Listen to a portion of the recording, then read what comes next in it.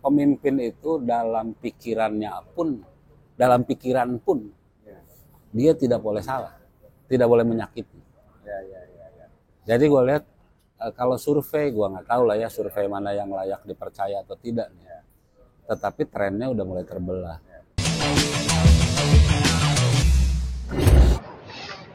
Le, ini Pilkada DKI luar biasa nih, Le. Perkembangannya.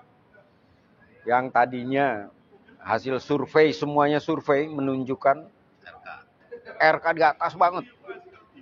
Sementara Suswono, Pramono dan Rano Karno di bawah tuh, bisa setengah tuh, Le. Kalau Parengku di bawah terus dia. Udah memang itu nggak dihitung kan, nggak terlalu dihitung. Nah, yang sekarang yang menariknya ini mulai berimbang. Nah, yang menariknya di hasil survei terakhir itu berapa? 37 ya? 41 sama 36. 41 juga tuh, Le. 41,4, yang satu 41, LSI Denny JA itu menang tuh. Iya, menang Pram. Nah, indikator ya. Yang menangin RK masih mutlak poltreking jauh tuh. 5136. Jadi ini menarik nih. Nah, salah satunya menurut gua nih, Le, itu gara-gara kepleset itu tuh mulutnya Suswono.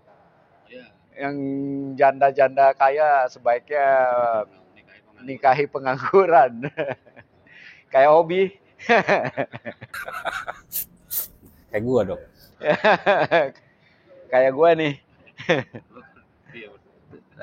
Nah, gimana, Le? Gua ngelihatnya gini, Dan.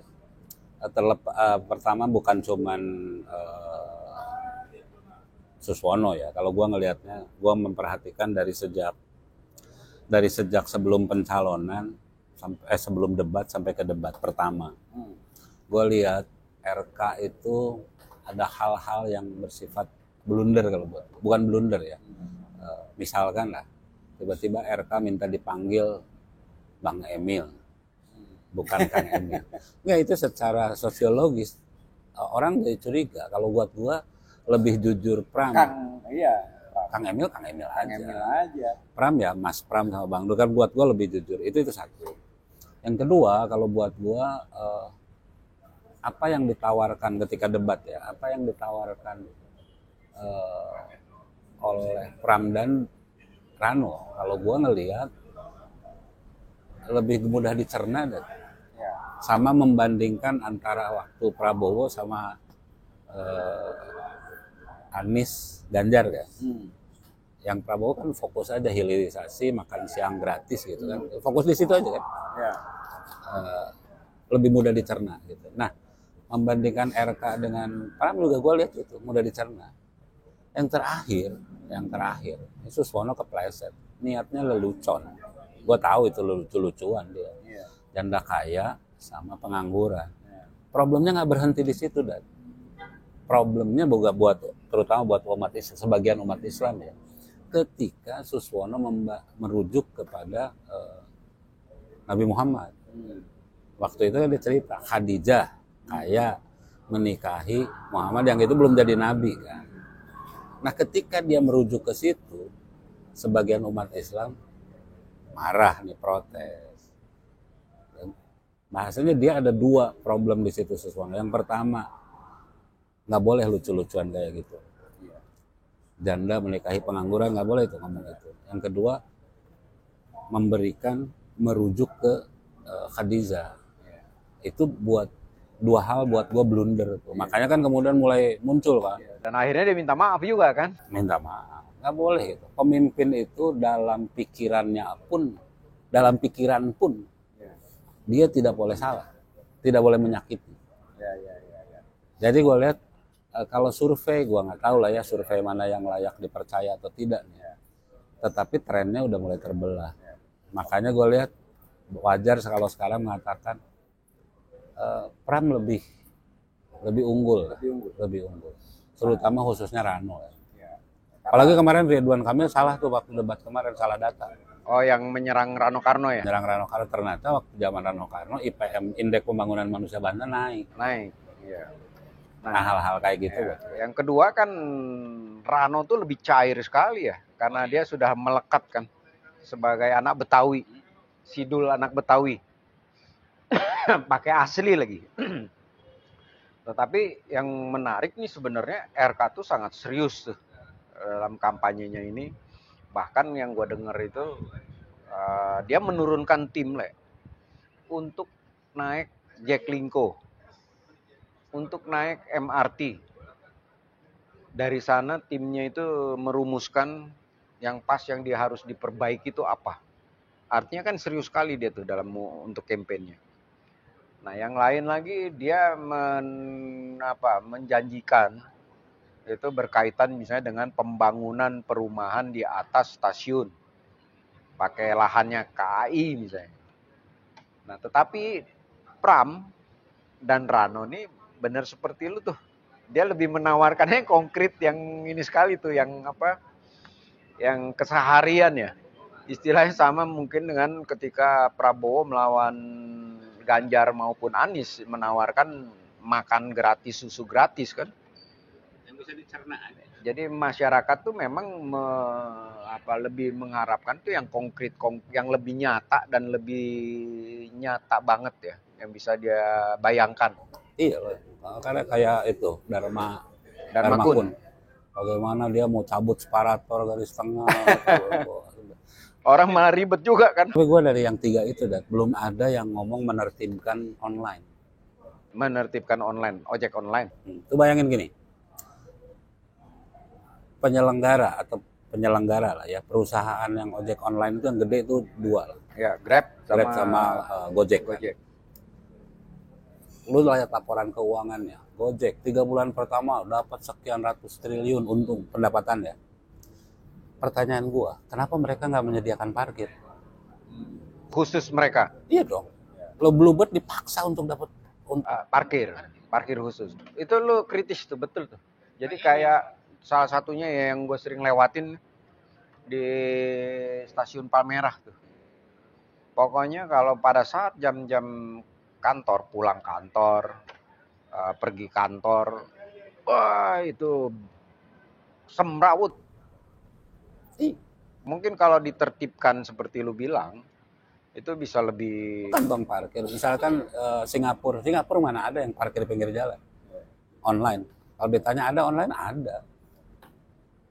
Tapi mereka kan nggak sembarangan kan? Parkir enggak, ada kantong khusus. Nah, pertanyaan gua, tuh perusahaannya ratusan triliun untungnya. Kenapa nggak dipaksa kayak Bluebird? Ada lagi contoh yang menarik dari sisi itu, di lingkungan GBK Senayan, itu orang nggak boleh parkir sembarangan, semua harus masuk kantong parkir. Kan bisa begitu. Jadi tertib tuh. Bisa begitu kan? Iya, nah mestinya itu dijalankan betul lo tuh. Harusnya ada salah satu program calon gubernur tuh. Atau lo aja jadi gubernur kali, calon gubernur. Gue temen lu aja dah. Gue jadi temen lu udah cukup. Bukan, tapi belum ada yang itu. Jadi bahasanya gini, lu boleh ngomong. Yang kedua trotoar. Bahasanya trotoar itu kan yang enak-enak ya udah di sini kan, Tamrin, Sudirman, segala macam.